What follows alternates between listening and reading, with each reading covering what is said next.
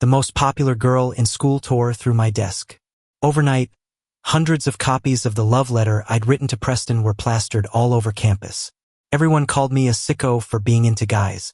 Even Preston refused to hear my side of the story. He had my parents fired and got me expelled. Without any income, my mom couldn't afford her medication and quickly succumbed to her illness. My dad took a job at a shady, non-union factory. A coworker's mistake got him pulled into a machine, and he died from his injuries. With nothing left to live for, I took a leap. When I opened my eyes again, I was back on the day the most popular girl ransacked my desk. Faced with the crowd's suspicion and cold stares, I snatched the letter back and pointed to the campus bad boy sitting in the corner. "This is for my boyfriend." The whispers died as if someone hit a mute button. Everyone's head snapped toward the corner, trying to get an answer from the other person involved. Sensing the stares, Leo Beck looked up lazily. His bangs hung low over his eyes, and he radiated a "don't mess with me" vibe. Suddenly, the room fell silent. Leo's sexuality was an open secret. 6 months ago, on the first day of school, the rumor had spread like wildfire. Leo had gotten into a fistfight over his ex-boyfriend and supposedly broke the other guy's ribs. Some people didn't believe it and tried to pick a fight with him. Leo beat them all into submission. That just cemented his reputation as the guy you don't mess with. Seeing that no one was talking, Leo turned his head away, his expression neutral. A second later, skeptical looks shot back to me. They didn't believe for a second that I was with Leo. Especially not Sophia, the one who found the letter. She wouldn't let it go. "When did you two get together? Why didn't he say anything?" I stared at Sophia. In my past life, Sophia, the campus belle, had been dared by her clique to confess her feelings to the campus prince, Preston. He shot her down flat. That should have been the end of it. But as Sophia was walking away, she overheard someone say to Preston, "The campus belle is pretty, I guess, but she's no Julian Keene." Preston, used to being the center of the universe, didn't argue. He just chuckled and said he doesn't like being compared to other people. From that day on, Sophia had it out for me. She took all her anger out on me. Because she was a girl, I just took it. Again and again. Until one day, her friends started saying I looked so effeminate and wondered aloud, "You don't have a crush on Preston, do you?" So, when I wasn't looking, Sophia went through my entire desk. And she just happened to find the love letter I was about to tear up. Unlike my last life, I wasn't helpless and silent. I didn't offer an explanation. I just said calmly, "Sophia, I don't owe you an explanation. Believe what you want. And besides, isn't it incredibly rude to go through my desk without my permission?" That got through to a few of the students around us. My calm demeanor made them think twice. I didn't look like I was lying. Instead, people started to focus on what Sophia had done. Yeah, how can you just go through someone's desk like that? What if something valuable went missing? Who would you even talk to? Sophia's face turned beet red. Soon, nobody was talking about the love letter anymore. I looked down and gave a self-mocking smile. When it was Leo, a guy with connections who you didn't mess with, being gay suddenly wasn't an unforgivable sin. But if it was me, Preston's glorified tutor, the son of a hired driver, all I would have faced was an endless abyss. After the love letter incident, Preston didn't say a word. His expression went from deep shock to disgust. Then, when he heard I was dating Leo, his face darkened for some reason. During the grade-wide assembly, our academic advisor was talking about a popular upcoming science competition, urging students to be well-rounded. Suddenly, Preston, sitting next to me, slid a note over. "Are you gay?" Crossed out. "When did you get with him?" The heavy strokes of the pen betrayed his frustration. I didn't answer. Instead, I waited for the bell to ring. I found my advisor. "Professor, I'd like to change dorms." The advisor paused, looking a bit hesitant. Technically, changing dorms in college was a bureaucratic nightmare of paperwork. But he remembered the rumors he'd been hearing. "Julian, where are you thinking of moving?" Ignoring Preston's incredulous and slightly angry glare, I answered without a second thought. "Professor, I'd like to room with Leo Beck." If I remembered correctly, Leo was in a double room. But his roommate had taken a leave of absence right at the start of the semester. A few students who had stayed behind to eavesdrop exchanged subtle glances. The advisor thought for a moment, weighing the potential consequences. He rubbed his temples and waved his hand in defeat. Fine, fine. Just move your stuff over yourself. That night, right in front of Preston and our other roommates, I packed up all my things and moved them to Leo's room. As I was leaving, I heard two of them whispering, "Whoa, the creepy gay guy is finally gone. If he'd tried to stay, none of us would have gotten any sleep. Right, Preston?" I didn't bother listening for Preston's reply. It didn't matter anymore. After getting the key from the dorm manager, I pushed open the door to Leo's room. He wasn't there. I let out a breath I didn't realize I was holding. Leo didn't know about this yet. Acting first and explaining later really wasn't the best approach. But it was the only thing I could think of, the best solution I had. I closed the door and quietly started making my bed, trying to figure out what I was going to say. In my memory, Leo was a loner, a skinny teenager with the sharp, unlikable edges of adolescence. That was my first impression of him. My opinion changed in my past life, when I was being ostracized and ignored by everyone. Couldn't afford the expensive specialty drugs for my mom, so I had to start an online fundraiser. As I waited anxiously, only 2 people donated, Leo and my academic advisor. Later, after my dad passed away, it was Leo who sent someone to ask if I needed legal aid, offering to hire the best lawyer for me. Leo was much kinder than I'd ever imagined. Maybe his life was a happy one, which is why he went out of his way to help an old classmate in trouble. Later, after my leap, my soul was trapped in this miserable world. After months of wandering, I wanted to thank Leo one last time. But when I passed through the wall into his family's house, I saw him lying motionless on his bed. He had overdosed on pills. 2 medical reports sat on his desk. One was for moderate to severe hearing impairment. The other was for major depressive disorder. The dorm room door wasn't fully closed. A gentle evening breeze pushed it open. I turned around and met Leo's gloomy eyes. I opened my mouth, then swallowed my words. The walls in the dorm were thin. To be safe, I handed Leo a note I'd written beforehand, pressing my hands together in a pleading gesture for him to read it first. Under my nervous gaze, Leo's fingertips twitched as he took the slip of paper. If I was right, the reason Leo hadn't reacted when I lied through my teeth was simply because he couldn't hear. I had used his name and reputation. I had to apologize. As expected, his movements froze as he read the note. I bit my lip, anxiously adding another line. "I'm really sorry, but for the next few months, could you please keep pretending?" Sophia and Preston would definitely not let this go. I couldn't let them see any cracks in the story. Otherwise, I'd end up just like last time, expelled and with nowhere to go. As my mind raced with anxious thoughts, a cool voice sounded next to my ear. "Besides being your boyfriend, is there anything else you need me to do?" I turned and stared at Leo, stunned. He was looking at a promotional flyer that had fallen on the floor, and the tips of his ears, hidden by his hair, were slightly red. I pressed my lips together and smiled gently. Leo was still just as kind as ever. Every weekend, Preston would go home and I would go with him. This time was no different. Preston got in the car and didn't say a word.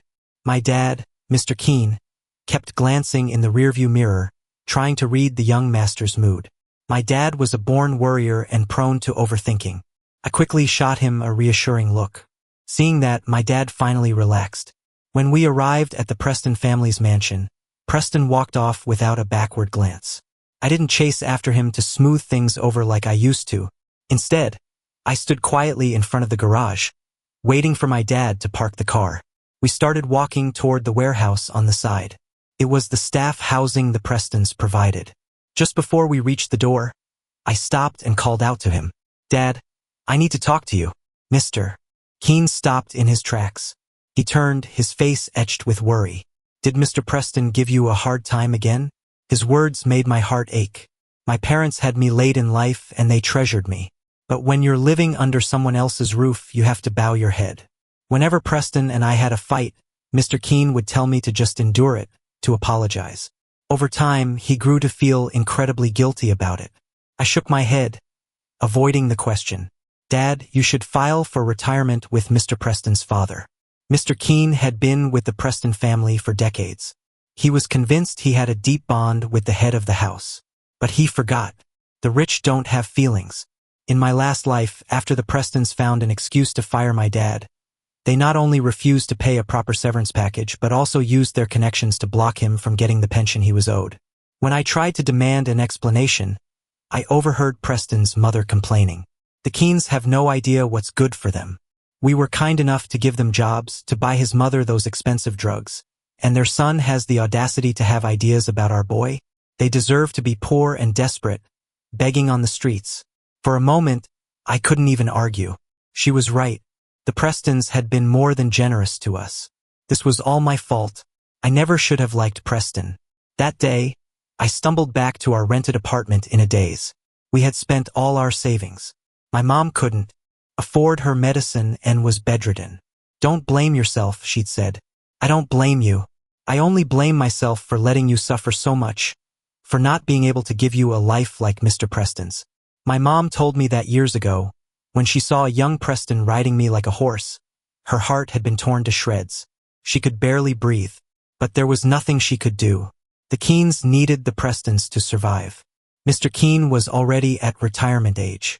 The butler had gently brought up the topic of retirement with him before, but he felt he could still work for his employer for a few more years. It was only later that I realized my dad's duties were slowly being taken over by a new, younger driver. He was only responsible for taking us to and from school. I let out a deep breath. Our family should have taken the hint long ago, taken the generous pension, and left the Preston estate with our dignity intact. My parents could have retired to the countryside, and the monthly pension would have completely covered my mom's medical expenses. Besides, all 4 of my dad's siblings lived in our hometown, so they would have had a support system. I carefully laid out my thoughts for Mr. Keen. After a long silence, he wiped his face. "I'll do whatever you say, son." I knew it was hard for him, but this was the reality. The Prestons and the Keens. We were never equals. On Monday, I waited at the mansion's gate as usual. To my surprise, Carson, the butler, saw me and said, "Julian, your father already took the young master to school." I opened my mouth, then closed it. I just thanked Carson for the heads up. This was the first time Preston hadn't waited for me.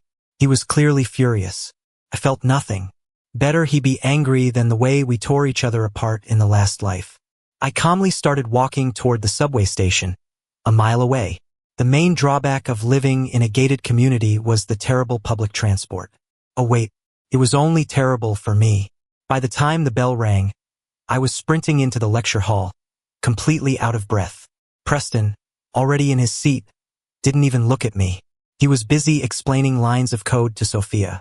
I caught my breath and walked toward the back corner without looking at anyone. The meticulous old professor was lecturing on calculus at the front of the room. I wanted to pay attention, but I hadn't had time for breakfast. Between that and the frantic run, my stomach was starting to cramp. As I rested my head on the desk, my face pale, the person next to me moved, pushing something into my hands. A warm sandwich and a carton of milk. I froze for a second, then looked up. It was Leo, who had appeared at some point without me noticing. I mouthed the words, "What about your breakfast?" Leo obediently turned to the side, revealing a rice ball in his desk. Seeing that, I gratefully took the sandwich and milk.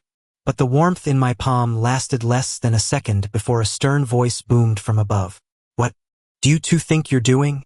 Playing on your phones first thing in the morning?" Many universities have a tradition of class inspections to monitor attendance and maintain order.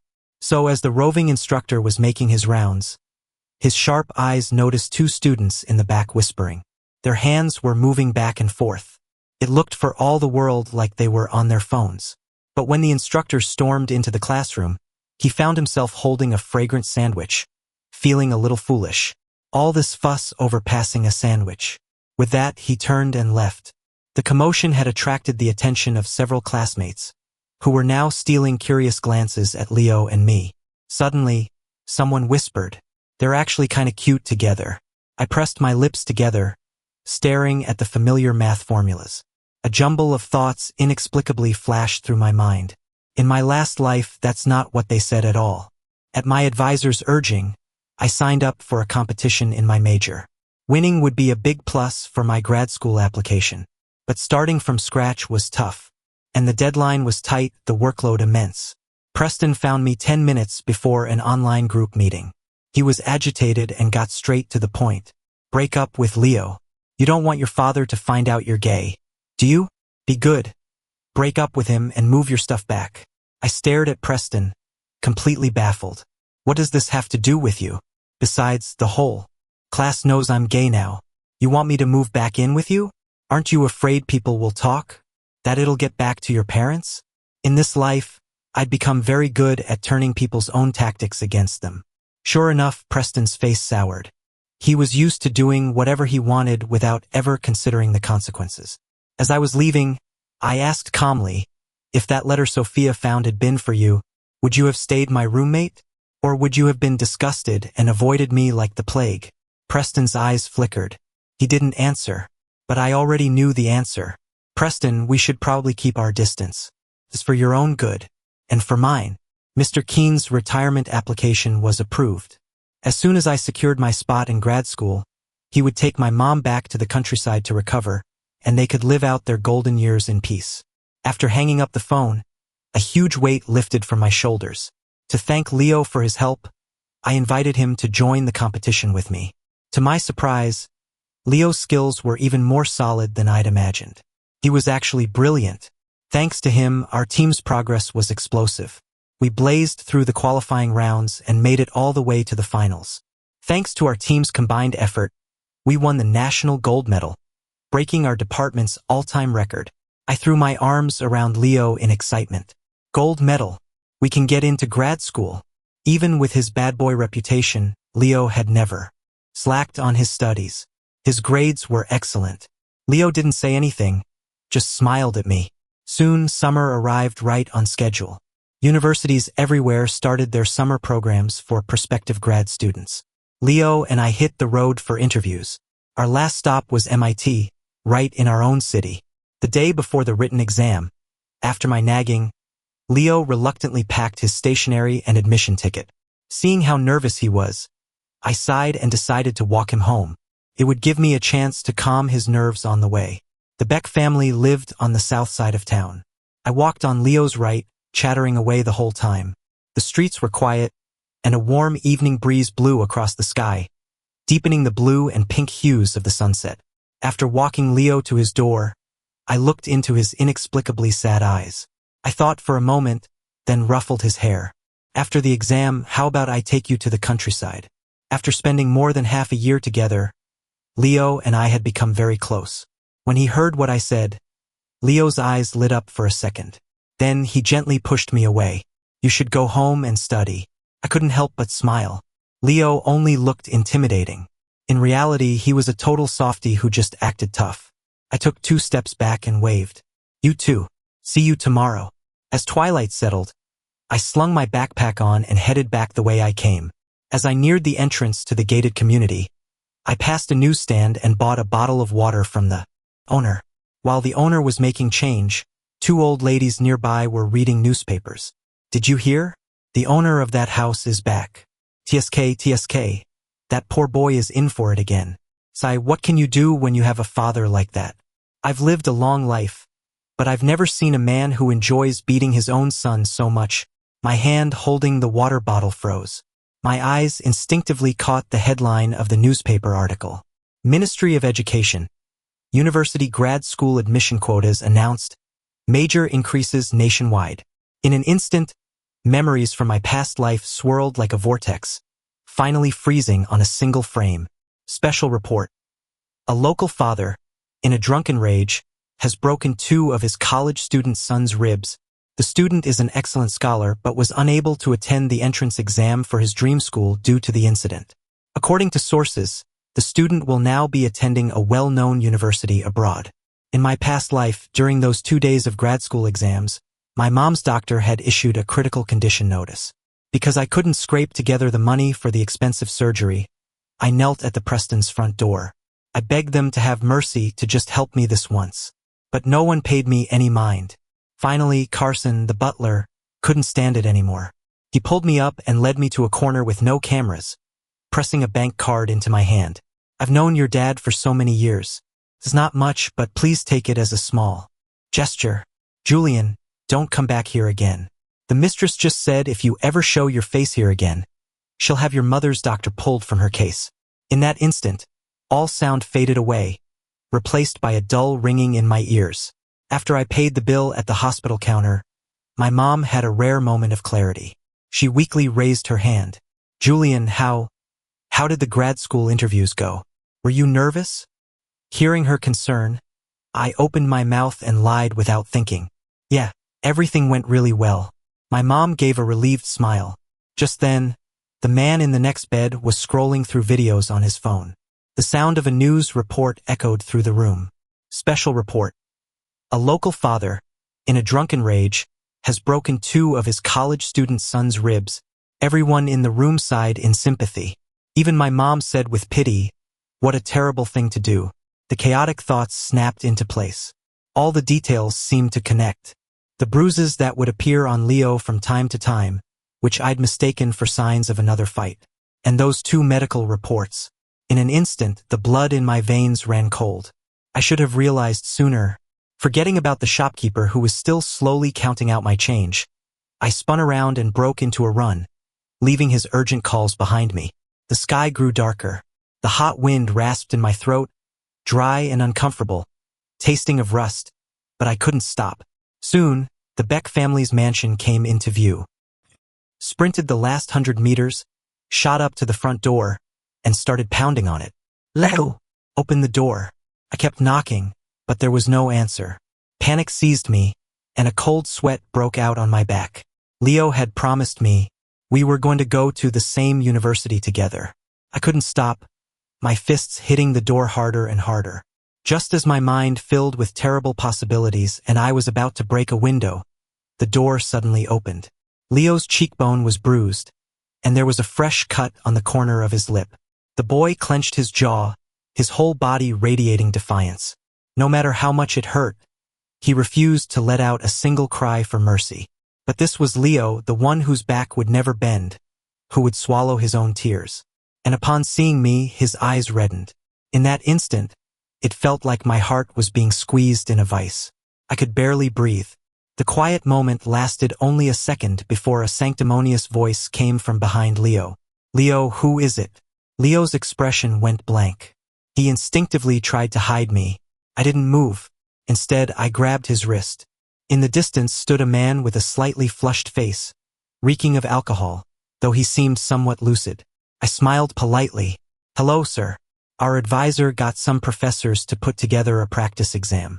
He asked all the students applying to MIT to come over tonight to work on it, to try and score a few extra points on the test." As soon as I finished, Leo's father's eyes darted between Leo and me. He let out a non-committal chuckle. "I think this is less about a practice exam and more about sneaking my son out. Isn't it? Go on home, son." Leo's face went pale. Sensing his fear, I subtly squeezed his wrist. I stepped forward and held out my phone. A second later, our advisor's voice came through the speakerphone. "Mr. Beck, the other students and I are all here at the school waiting for Leo. I hope you can understand and support the department's efforts to boost our grad school acceptance rates." Leo's father cared about his reputation more than anything.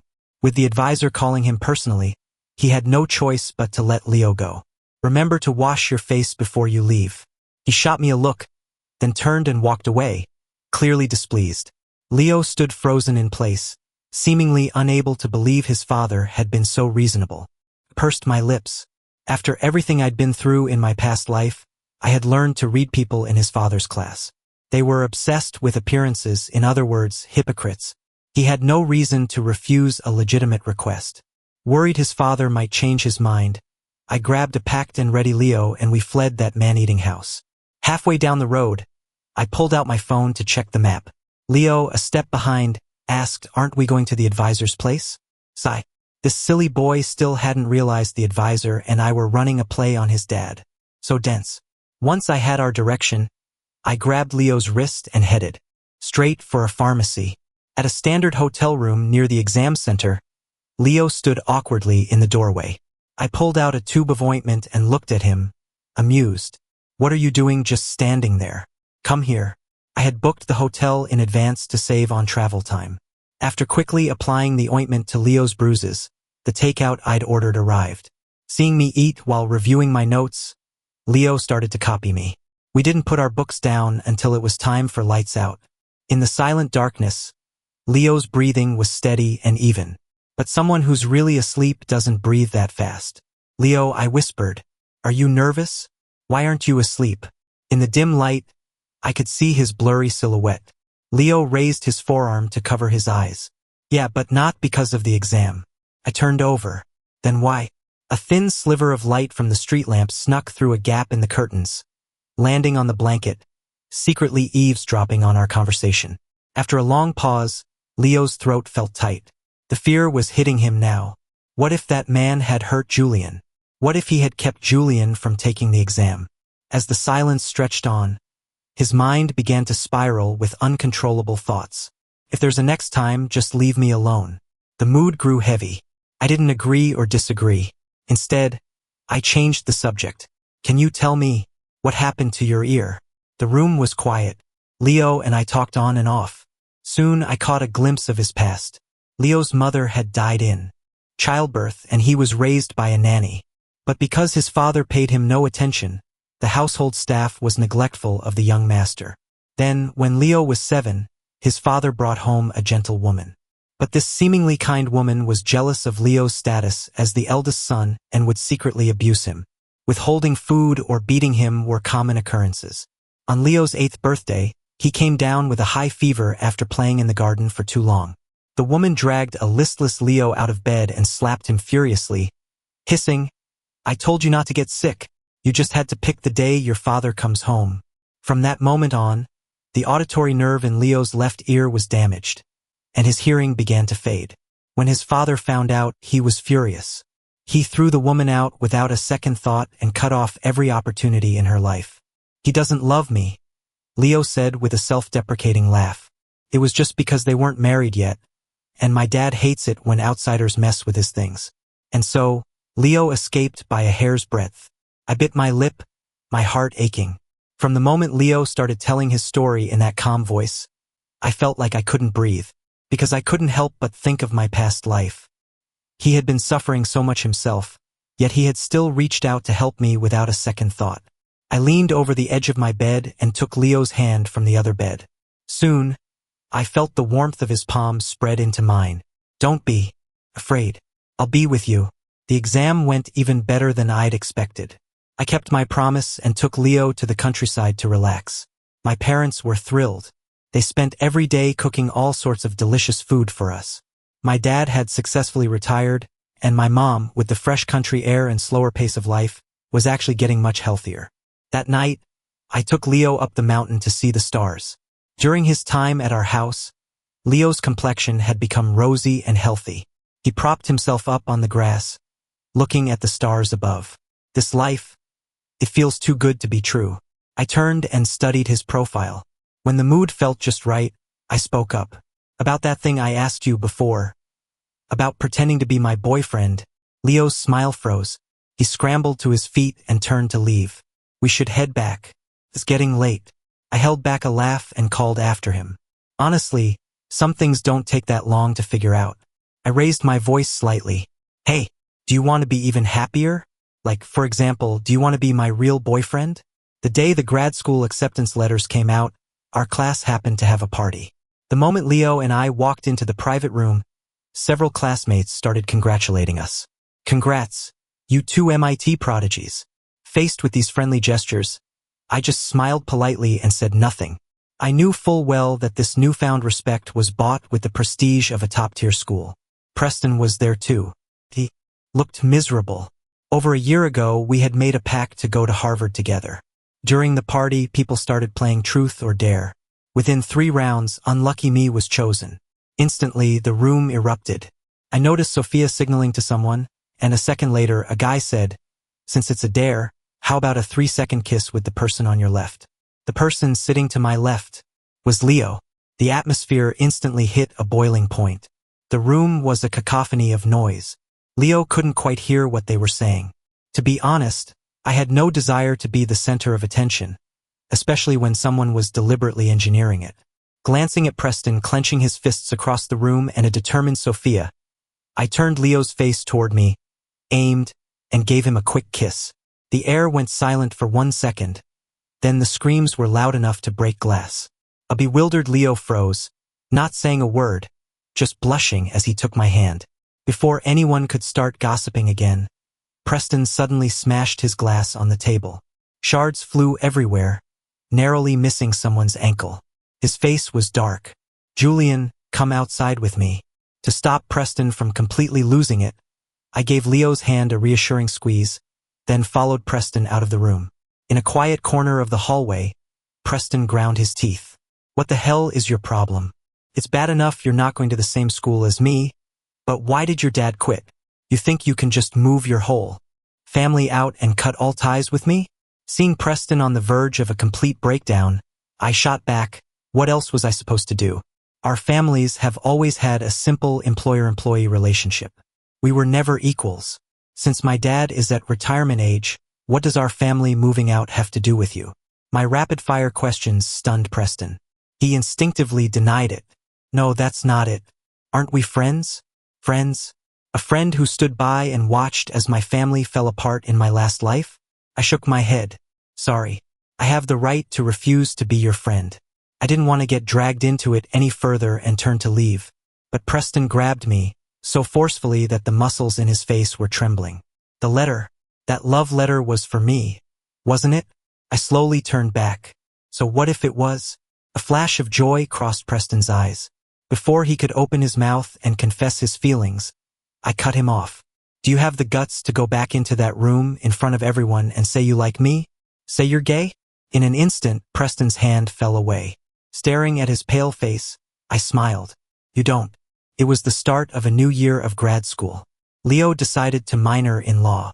He hoped that if he ever encountered vulnerable people who were victims of domestic violence or school bullying, he could offer a little bit of professional help, however small.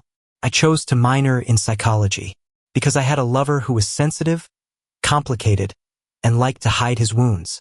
On the first day of school, someone confessed their feelings to Leo. I thought he would make up an excuse to turn them down. Instead, he came out directly. Soon, I was outed as Leo's boyfriend. Suddenly, Leo and I were famous on campus. People would come to gawk at us. One day, while we were on a date, I casually brought up Leo's first love. I pursed my lips and asked about it. Leo waved his hands frantically, explaining. Back then, he had been especially rebellious. When his father hit him, he couldn't hit back, so he fought with his words. He'd say things like he was gay, so his dad would never have grandchildren, or that if his dad had another kid, the baby would be born without an asshole. Anything he could think of to piss his dad off, he'd say it, even if it meant getting beaten worse. Somehow, the story got out. A boy who was being bullied by some thugs came to Leo and begged for his protection, even if it meant pretending to be his boyfriend. Leo never thought anyone would actually believe it. But, given his personality, he couldn't just ignore the kid's plea. Later, the rumor just got more and more ridiculous, and eventually it turned into the version you heard. After his slow explanation, Leo wrapped his arms around my waist. Jealous? I reflexively denied it. Not at all. Before I could finish, Leo took off the hearing aid from his left ear and grinned. "I hope your mouth stays that stubborn forever." Suddenly, I had a very bad feeling and tried to crawl away. But he grabbed my ankle. Leo's gaze darkened. "Don't run, baby. You said you'd always be with me." A moment later, I caught a glimpse of the shape of his abs. My scalp tingled. "I'm screwed. I think I'm going to die in this bed tonight." A few years later, Leo and I went abroad for further studies. Even though we weren't at the same university, we still lived together. One day, I went to pick up a new custom hearing aid for Leo. The audiologist struck up a conversation with me. "Sir," he said, "I've always been curious. You must know that people with physical disabilities are often affected psychologically to some degree, but Mr. Beck seems very well adjusted." I once asked him why, and he said it was because someone picked him up. "I'm sorry, I don't quite understand what that means." I froze for a second, then smiled.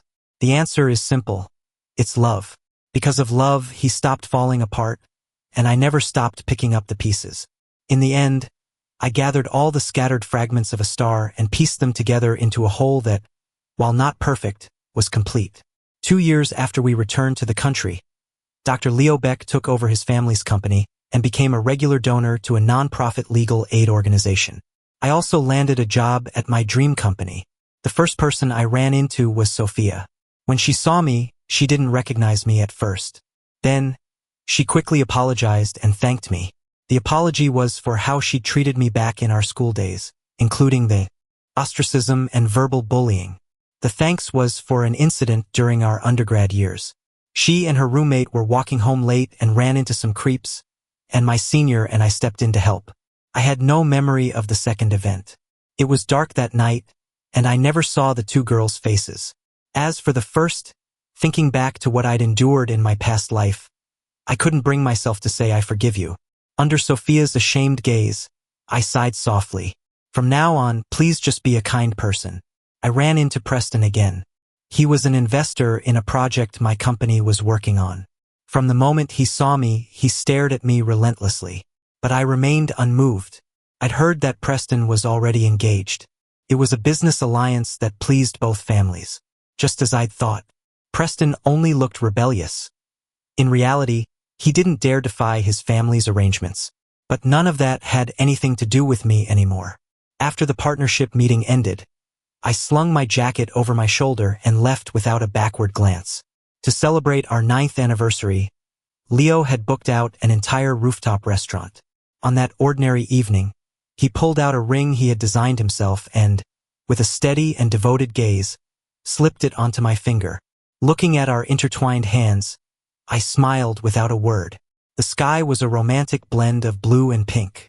As the evening breeze blew, it seemed to connect space and time. In a daze, I saw Leo and me, backpacks on, shoulders touching, walking home together. In this life, we both pulled each other out of the abyss and clung tightly to that ray of hope. So, for us who fought so hard to live, we'll definitely find our happiness, right? Bonus chapter Leo's POV. It feels like I've never been wanted.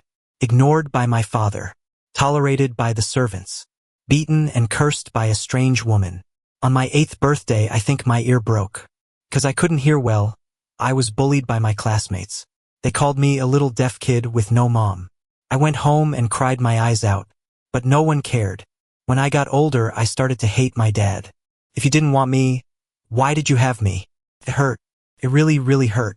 I decided to give him 99 chances. If he never changed, if he kept taking his anger out on me, then on the 99th time I would take him with me. The summer after high school graduation, my dad whipped me with a belt again. I dragged my bruised body to my only friend's house to crash. But when he opened the door, I saw a girl with short hair. She stared at me with wide, curious eyes. For some reason, my ears started burning. Later, my friend explained. He wasn't a girl. He just lost a bet in a video game and had to grow his hair out. I stammered, asking for his name. But my friend, busy with his game, didn't even look up. He went to get the first aid kit. He'll probably help you with your wounds in a bit. You can ask him then. His name was Julian Keene. A beautiful, gentle name, just like him. He didn't ask how I got my injuries. He just told me in a soft voice to stay out of the sun and watch what I ate, or else it'll scar. That summer, I went to my friend's house every day. Julian didn't come by often. I only saw him 2 or 3 times a month. Then, just before college started, my friend's family moved to another city. I had no more excuses, so I started watching Julian from afar. He cut his hair short. He looked so clean and fresh, but there was always someone annoyingly close to him, and it looked like Julian liked him. On the first day of school, I was thrilled to discover Julian and I were in the same school, same major, and even the same class. I thought this must be fate. I walked into the classroom, excited, but it seemed like he'd forgotten me. All I remember from that day is how noisy the classroom was. My hearing felt like it had gotten worse. When I got back to my dorm, Julian was there. He asked if I could pretend to be his boyfriend. In that moment, I just felt like fate had finally heard me. If you look closely, my life is a mire of mud. But Julian fell from the sky and pulled me out of the swamp. He said he would always be with me. Actually, more than my own selfish desires, I just want Julian to be happy. So, if my staying alive can make him happy, I'm willing to live forever in the way he likes best.